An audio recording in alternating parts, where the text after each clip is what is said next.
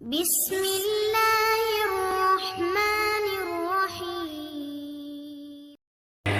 السلام علیکم ورحمۃ اللہ نحمدہ ونصلی علی رسولہ الکریم اما بعد فاعوذ باللہ من الشیطان الرجیم بسم اللہ الرحمن الرحیم رب یسر ولا تعسر وتمم بالخیر رب اشرح لی صدری ویسر لی امری واحلل عقدۃ من لسانی یفقهوا قولی رب زدنی علما رب زدنی علما رب زدنی علما۔ السلام علیکم ورحمۃ اللہ۔ میں امید کرتی ہوں آپ سب لوگ اللہ کے فضل و کرم سے خیر و عافیت سے ہوں گے۔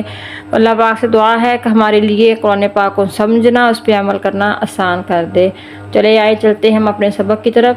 تو کل ہم نے تختی نمبر 11 کا کچھ حصہ پڑھ لیا تھا، آج ہم اسے اگلا سبق پڑھنے لگے ہیں، تو دھیان سے توجہ سے آپ نے سننا ہے اور ویڈیو کو پورا دیکھا کریں، ایک بار ضرور سن لیا کریں، آپ کو ثواب ملے گا انشاءاللہ۔ آپ لوگ آپ کا شمار بھی قرآن پاک پڑھنے والوں میں شامل ہو جائیں گے آپ بھی انشاءاللہ۔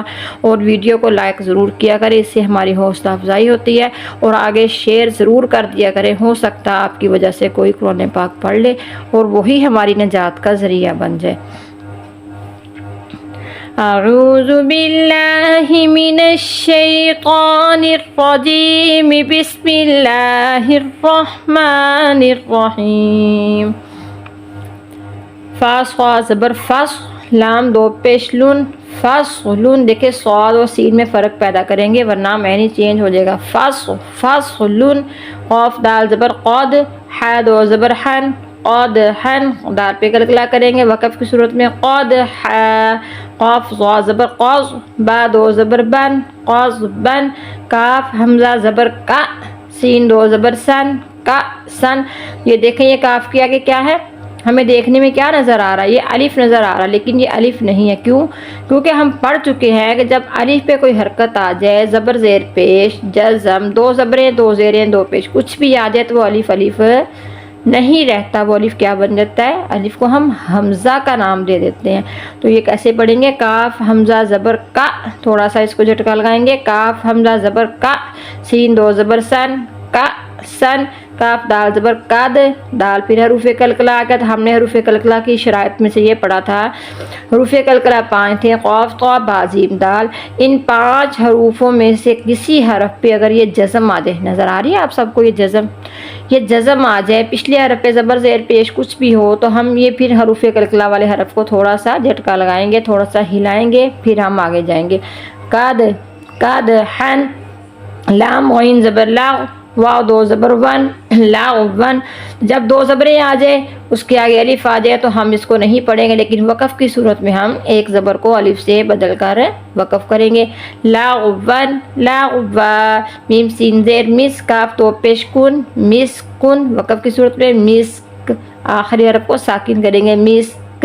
نون خا زبر نخ، لام دو زبر لن، نخ لن، نخ لا، نون شین زبر نش، طا دو زبر طن، نش طن، نش طا، نون فا زبر نفس، سین دو زیر سن، نفس، نفس، نفس۔ آخری حرف کو اگر ہم نے وقف کرنا تو اس کو ہم ساکن کریں گے، چاہے اس پر زبر زیر پیش ہو، چاہے اس پہ دو زیریں دو پیشیں ہوں۔ دو زبروں کو تو ہم نے پڑھ لیا نا، اور طریقہ ہے۔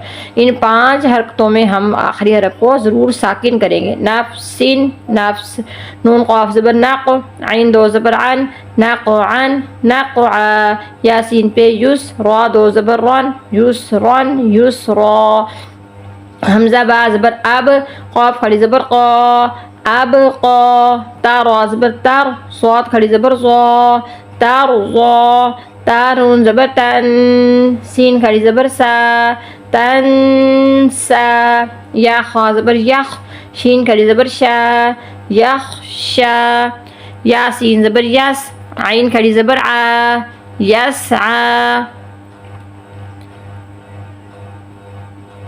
یا تا زبر یت، لام واو پیش لو، یت لو، یا دال زبر ید، عین واو پیش عو، ید عو، تا جیم زبر تج، غا یا زیر ری، تجری۔